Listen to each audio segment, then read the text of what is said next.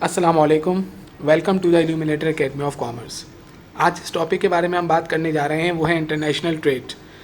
लेकिन इस वीडियो के अंदर हम 4 चीज़ों के बारे में बात करेंगे। पहली चीज़ ये कि ट्रेड क्या होता है, दूसरी चीज़ ये कि ट्रेड की कौन कौन सी किस्में हैं, यानी उनकी काइंड्स क्या हैं, तीसरा ये कि इंटरनेशनल ट्रेड क्या होता है, और चौथा ये कि इंटरनेशनल ट्रेड की हमें नीड क्यों होती है, मतलब इंटरनेशनल ट्रेड किया क्यों जाता है।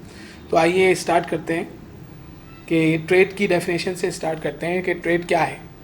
तो ट्रेड एक बेसिक इकोनॉमिक एक्टिविटी है जिसके अंदर हम बाइंग और सेलिंग करते हैं गुड्स एंड सर्विसेज की। मतलब गुड्स एंड सर्विसेज बाय या सेल की जाएंगी तो वो क्या कहलाएगा, ट्रेड कहलाएगा। अब ये ट्रेड करते वक्त बायर और सेलर आपस में एक दूसरे को कंपनसेशन देते हैं। बायर पेमेंट करता है और सेलर उसे गुड या सर्विस देता है। अब गुड या सर्विस की पेमेंट के अगेंस्ट कंपनसेशन में, कंसीडरेशन में उसको जो है मनी भी दी जा सकती है। इसके अलावा कोई और दूसरी गुड्स एंड सर्विसेज भी दी जा सकती हैं, चाहे मनी फॉर्म में पेमेंट हो या फिर गुड्स एंड सर्विसेज की फॉर्म में पेमेंट हो, वो ट्रेड ही कहलाएगा। यानी कि बायर और सेलर के दरमियान जो ट्रेड है यानी बाइंग एंड सेलिंग है वो मनी की फॉर्म में भी हो सकती है और बार्टर सिस्टम के तहत भी हो सकती है। अब ये ट्रेड जो है इसकी 2 काइंड है, local trade and foreign trade. तो आइए देखते हैं कि लोकल ट्रेड क्या होता है और फॉरेन ट्रेड क्या होता है। तो लोकल ट्रेड को हम domestic trade, home trade, local trade या इंटरनेशनल ट्रेड भी कहते हैं, इंटरनल ट्रेड भी कहते हैं। और क्या मतलब है लोकल ट्रेड या डोमेस्टिक ट्रेड का, कि अगर आप बाइंग सेलिंग कंट्री की बाउंड्री के अंदर अंदर कर रहे हैं तो फिर इसे हम लोकल या डोमेस्टिक या होम ट्रेड या इंटरनल ट्रेड कहते हैं। लेकिन अगर आप बाइंग या सेलिंग कंट्रीज़ के दरमियान हो रही है, आप बाइंग एंड सेलिंग अपनी कंट्री के अंदर रहते हुए नहीं कर रहे बल्कि आप किसी दूसरी कंट्री के सिटीजन से बाइंग या सेलिंग कर रहे हैं, तो ऐसी कंडीशन में आप इंटरनेशनल या फॉरेन ट्रेड कर रहे होते हो। इंटरनेशनल ट्रेड की 2 टाइप्स होती हैं, एक्सपोर्ट और इंपोर्ट। इस तरीके से डोमेस्टिक ट्रेड की बहुत सारी काइंड्स हैं लेकिन हम उसमें नहीं जा रहे हैं। वैसे बेसिक काइंड डोमेस्टिक ट्रेड की होलसेल रिटेल है, लेकिन हमारा वो टॉपिक नहीं है, तो हम इंटरनेशनल ट्रेड में आ रहे हैं। तो इंटरनेशनल ट्रेड की 2 काइंड है, export and import. Export means कि आप अपनी गुड्स एंड सर्विसेज जो आपने अपने मुल्क में बनाई हैं वो दूसरे ममालिक को बेच रहे हैं, और इंपोर्ट मतलब दूसरे ममालिक से आप गुड्स एंड सर्विसेज खरीद के अपने मुल्क में लेकर आ रहे हैं। तो ये है इंटरनेशनल ट्रेड। मतलब इंटरनेशनल ट्रेड में 2 कंट्रीज़ या 2 से ज़्यादा कंट्रीज आपस में बाइंग एंड सेलिंग करते हैं। अब इंटरनेशनल ट्रेड किया क्यों जाता है, ये हमारा मेन टॉपिक है जो जिसके लिए वीडियो बनाई गई है, और आगे भी जो इससे रेलेवेंट वीडियोज़ आएंगी उसके अंदर हम इंटरनेशनल ट्रेड की नीड और इंटरनेशनल ट्रेड के जो सिस्टम्स हैं उनके बारे में बात करेंगे। तो इंटरनेशनल ट्रेड क्यों किया जाता है, इंटरनेशनल ट्रेड किया इस वजह से जाता है कि जो डिफरेंट कंट्रीज़ हैं वो जो गुड्स एंड सर्विसेज प्रोड्यूस करते हैं उनकी कॉस्ट ऑफ प्रोडक्शन डिफरेंट होती है। मतलब जो वो गुड्स एंड सर्विसेज प्रोड्यूस करते हैं डिफरेंट कंट्रीज़ को डिफरेंट कॉस्ट की पड़ती है। यानी कि कुछ कंट्रीज़ को कोई कमोडिटी सस्ती पड़ रही होती है, कुछ कंट्री को कोई कमोडिटी सस्ती पड़ रही होती है। तो जिस कंट्री को जो कमोडिटी सस्ती पड़ेगी कंपैरेटिवली दूसरी कंट्री से, तो वो कंट्री उस कमोडिटी को बनाएगा और ख़ुद भी यूज़ करेगा और वो कमोडिटी दूसरी कंट्रीज़ को भी सप्लाई करेगा। इस तरीके से उसका भी फ़ायदा होगा और दूसरी कंट्री का भी फ़ायदा होगा। और वो कमोडिटी जो उसको कंपैरेटिवली दूसरी कंट्रीज से महंगी पड़ रही है वो कमोडिटी खुद प्रोड्यूस नहीं करेगा बल्कि दूसरी कंट्रीज से उन कमोडिटीज़ को इंपोर्ट कर लेगा। मतलब ये इंटरनेशनल ट्रेड का रीज़न है। अब अगर दुनिया के अंदर मौजूद तमाम ममालिक सेम कॉस्ट पर तमाम गुड्स एंड सर्विसेज प्रोड्यूस कर सकते होते तो फिर इंटरनेशनल ट्रेड की नीड नहीं होती, लेकिन ऐसा होता नहीं है क्योंकि इंटरनेशनली जितने भी ममालिक हैं वो different cost per goods and services produce कर रहे होते हैं। अब सवाल ही पैदा होता है कि डिफरेंट जो कंट्रीज़ हैं वो डिफरेंट कॉस्ट पे गुड्स एंड सर्विसेज प्रोड्यूस क्यों कर रहे हैं, वो कौन सा रीज़न है जिसकी वजह से जो गुड्स एंड सर्विसेज हैं वो डिफरेंट कंट्रीज़ को डिफरेंट कॉस्ट की पड़ती हैं। तो इस पर हम जो हैं ये बात देखते हैं आगे कि 3 फैक्टर्स हैं जो कि कॉस्ट ऑफ प्रोडक्शन को डिफरेंट कंट्रीज़ में डिफरेंट कर देते हैं। मतलब पाकिस्तान में अगर कोई गुड्स एंड सर्विसेज प्रोड्यूस हो रही है तो उसकी कॉस्ट, और चाइना में कोई गुड्स एंड सर्विसेज प्रोड्यूस हो रही है तो उसकी कॉस्ट डिफरेंट होगी।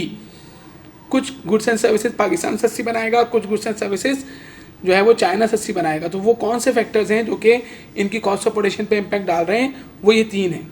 पहला जो फैक्टर है वो क्लाइमेट है, दूसरा फैक्टर नेचुरल रिसोर्सेज अवेलेबिलिटी, और तीसरा फैक्टर टेक्निकल नो हाउ है।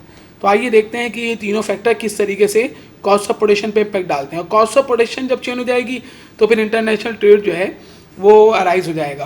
यानी आपकी कॉस्ट ऑफ प्रोडक्शन कम हो जाएगी तो फिर आप वो कमोडिटी बनाकर आउटसाइडर्स को बेचेंगे यानी दूसरे कंट्रीज़ को बेचेंगे, और आपकी कॉस्ट ऑफ प्रोडक्शन अगर बढ़ जाएगी तो आप वो कमोडिटीज़ खुद प्रोड्यूस नहीं करेंगे बल्कि दूसरी कंट्रीज से परचेस करेंगे। तो पहला जो फैक्टर है जो आपकी कॉस्ट ऑफ प्रोडक्शन को ज़्यादा या कम कर सकता है, वो है क्लाइमेट।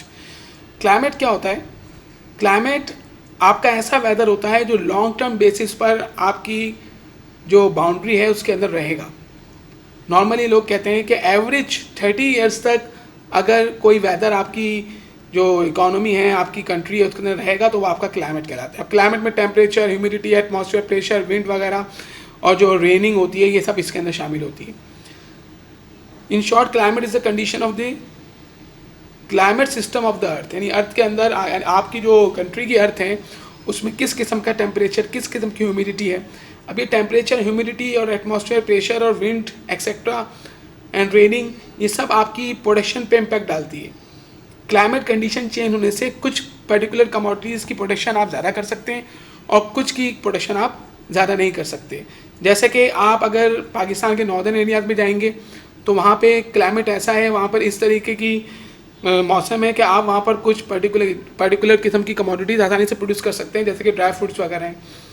और पंजाब में जाएंगे तो वहाँ का क्लाइमेट थोड़ा डिफरेंट है, तो वहाँ पर डिफरेंट किस्म की कमोडिटीज़ प्रोड्यूस होती हैं। तो ये production of goods and services climate के तब्दील होने से चेंज हो जाती है। तो कुछ ममालिक जैसे कि सऊदी अरब है, वहाँ आप जाएंगे तो वहाँ पर जो एग्रीकल्चर प्रोडक्ट्स होती हैं वो उतनी अच्छी तरीके से प्रोड्यूस नहीं हो पाती जितने अच्छे तरीके से साउथ एशिया के अंदर होती हैं। तो इसका मतलब क्या हुआ कि क्लाइमेट आपके जो कॉस्ट ऑफ प्रोडक्शन है उस पर इम्पैक्ट डालता है। अब अगर एक पर्टिकुलर कमोडिटी के लिए आपका क्लाइमेट फेवरेबल है तो आप कमोडिटी प्रोड्यूस करें, और अगर आपका क्लाइमेट उसके लिए फेवरेबल नहीं है तो आप वो कमोडिटी प्रोड्यूस नहीं करें, क्योंकि अगर फेवरेबल नहीं है तो आपको कमोडिटी खुद ब खुद महंगी पड़ेगी, तो फिर उसको महंगा बनाकर आप बेच थोड़ी सकते हैं इंटरनेशनल मार्केट में। तो इंटरनेशनल मार्केट में कंपटीशन क्योंकि ज़्यादा होता है, ग्लोबल कंपटीशन है, तो आपको इसी वजह से वहाँ पर कॉस्ट ऑफ प्रोडक्शन ओवरऑल तमाम कंट्रीज से कम रखनी पड़ती है। तो पहला फैक्टर हो गया हमारा क्लाइमेट।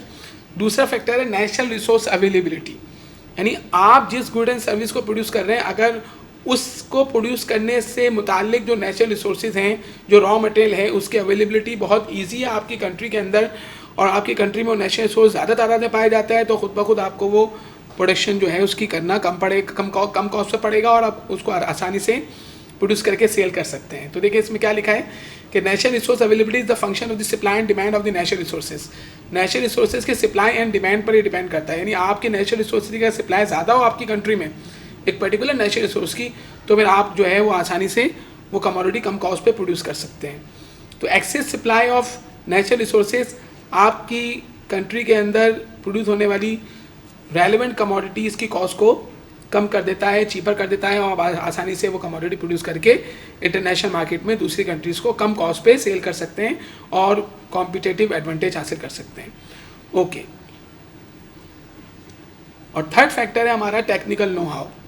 इट मीन्स के आप जो प्रोडक्शन प्रोसीजर परफॉर्म कर रहे हैं उसको परफॉर्म करने से मुतालिक नॉलेज और इन्फॉर्मेशन आपके पास है या नहीं, यानी उस प्रोडक्ट का डिज़ाइन बनाने के लिए, उस प्रोडक्ट का डेवलपमेंट के लिए, उस प्रोडक्ट के ऑपरेशन के लिए आपके पास को इन्फॉर्मेशन मुकम्मल तौर पर मौजूद है या नहीं। अब जिस प्रोडक्ट का जितने ज़्यादा डिज़ाइंस आपके पास होंगे, उसको डेवलप करने के जितने जदीद तरीके आपके पास होंगे और जितना अच्छी तरीके से आप ऑपरेशन को परफॉर्म कर सकते होंगे, उतना ज़्यादा वो चीज़ आपको कम कॉस्ट पे पड़ेगी और आप आराम से उसको कम कॉस्ट से प्रोड्यूस करके दुनिया के दूसरे ममालिक को सेल कर सकते हैं। जैसे चाइना को देखें, आप जापान को देखें, तो वो कंट्रीज़ जो हैं उनके पास knowledge and information and technology जो है वो बहुत जदीद है, और वो प्रोडक्ट्स के डिज़ाइन, डेवलपमेंट और ऑपरेशन के अंदर बहुत ज़्यादा महारत रखते हैं, जिसकी वजह से खुद ब खुद उन्हें कॉस्ट ऑफ प्रोडक्शन कम पड़ती है, और वो कम कॉस्ट ऑफ प्रोडक्शन होने की वजह से जो इलेक्ट्रॉनिक आइटम्स हैं वो दुनिया के अंदर बहुत कम प्राइजेस पर सेल कर रहे हैं।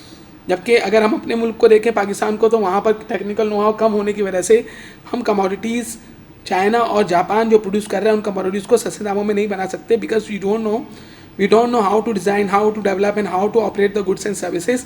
We are not having the latest information about the development and design and operation of new products. So it is clear that if a country has natural resource availability, technical know-how and climate condition, and three of them are favoring the production of any particular good and service, or any one of them is favoring the production of particular good and service, then the country will produce that good and service, and of course at cheaper cost, and will provide that commodity to the rest of the world and will export that. Okay, तो conclusion क्या निकलता है हमारा कि international trade में एक country के पास जितना फेवरेबल क्लाइमेट होगा, जितने अच्छे नेचुरल रिसोर्सेज होंगे और जितने ज़्यादा रेलिवेंट नेचुरल रिसोर्सेज होंगे और जितनी टेक्निकल नो हाउ ज़्यादा होगी, उतना ज़्यादा वो उसको कम दामों में और कम कॉस्ट से बना सकता है और कम प्राइसेस पर इंटरनेशनल मार्केट में सप्लाई कर सकता है। और अगर यही तीनों चीज़ें उसके अगेंस्ट चली जाएँ तो फिर वो उस कमोडिटी को प्रोड्यूस करके इंटरनेशनल मार्केट में सेल नहीं कर सकता। ओके, अब आपको एग्जाम्पल दी जा रही हैं। कुछ एग्जाम्पल्स यहाँ पर मैंने आपके लिए नोट डाउन किए कि कुछ कंट्रीज़ ऐसे हैं जो कि क्लाइमेट कंडीशन की वजह से कमोडिटी प्रोड्यूस कर रहे हैं। देखें आप, Malaysia, Brazil and Bangladesh. Malaysia के अंदर क्लाइमेट कंडीशन ऐसी है कि वो रबड़ ज़्यादा बना सकता है। ब्राज़ील के अंदर क्लाइमेट कंडीशन ऐसी है कि वो कॉफ़ी ज़्यादा बना सकता है। बांग्लादेश क्लाइमेट कंडीशन ऐसी है कि वो जूट ज़्यादा बना सकता है। तो ये कंट्रीज़ अपने क्लाइमेटिकल जो कंडीशन है उनकी वजह से इन कमोडिटीज़ की प्रोडक्शन ज़्यादा कर पा रहे हैं। USA and UK natural resources की वजह से कोल की प्रोडक्शन ज़्यादा कर रहे हैं। Russia, France, Iran natural resources ज़्यादा होने की वजह से कॉपर की प्रोडक्शन ज़्यादा कर रहे हैं। South Africa gold and diamond में जो है वो प्रोडक्शन ज़्यादा करता है और इंटरनेशनल ट्रेड में ये सब पार्ट ले रहे हैं। मैक्सिको नेचुरल रिसोर्स सिल्वर है उसके पास। इसके अलावा अरब कंट्रीज़ का नेचुरल रिसोर्स ऑयल है। ये वो कंट्रीज़ हैं जो मैंने 5 एग्जाम्पल्स दिए आपको, जिनके पास नेचुरल रिसोर्स अवेलेबिलिटी ज़्यादा होने की वजह से ये लोग इंटरनेशनल मार्केट में ये commodities coal, copper, gold and diamond, silver, oil sale कर रहे हैं। जबकि स्विट्ज़रलैंड को देखें आप, उसके पास टेक्निकल नो हाउ वॉचेज़ बनाने में इतनी ज़बरदस्त है कि दुनिया भर में स्विट्ज़रलैंड की वॉचेज़ जो हैं वो एक्सपोर्ट स्विट्ज़रलैंड करता है और दूसरे कंट्रीज उसे इंपोर्ट करके यूज़ कर रहे हैं। जापान एंड चाइना में जाएँ आप, इलेक्ट्रॉनिक गुड्स के अंदर उनकी टेक्निकल नो हाउ ज़्यादा होने की वजह से वो गुड्स को सेल कर रहे हैं इंटरनेशनल मार्केट में। तो ये जो कंट्रीज एग्जाम्पल में आपको बताए गए हैं, ये इन्हीं 3 कंडीशंस की वजह से इंटरनेशनल मार्केट में सर्वाइव कर रहे हैं। ओके, ये थी जनरल बात। मतलब अभी तक जो हमने बात की है जनरल बात थी। इस बात में हमने सीखा कि भाई ट्रेड क्या है और ट्रेड की काइंड्स क्या हैं, international trade and local trade. And international trade क्या होता है जब आप दूसरे कंट्री से परचेस कर रहे हो। इंटरनेशनल ट्रेड आप कब करते हैं, जब कॉस्ट ऑफ प्रोडक्शन डिफरेंट होती है। कॉस्ट ऑफ प्रोडक्शन को तीनों चीज़ें डिफरेंट बनाती है, climate condition, natural resource availability and technical know how.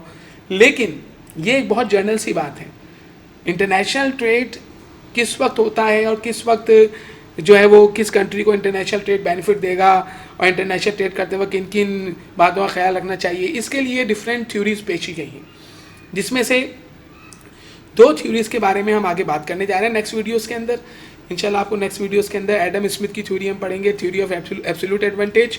And उसके बाद एक और इंशाल्लाह हमारे पास जो है वो वीडियो आएगी जिसके अंदर रिकार्डियन मॉडल पढ़ेंगे हम, थ्योरी ऑफ कंपैरेटिव एडवांटेज। और इंशाल्लाह फ्यूचर में हम ये आगे आने वाली थ्योरीज़ के बारे में वीडियोस बनाएंगे। लेकिन अभी फ़िलहाल हम जो वीडियोस बनाने वाले हैं वो एडम स्मिथ और रिकार्डियन की थ्योरी के बारे में इंशाल्लाह वीडियोस बनाएंगे, theory of absolute advantage and theory of comparative advantage, जो कि आपको डिटेल में ये बात बताएगी कि इंटरनेशनल ट्रेड जो है वो कैसे किया जाना चाहिए और किस वक्त किसको बेनिफिट होता है वगैरह वगैरह। ऑफ कोर्स ये दोनों जो है थ्योरीज़ ये क्लासिकल थ्योरीज़ हैं। तो थैंक यू वेरी मच।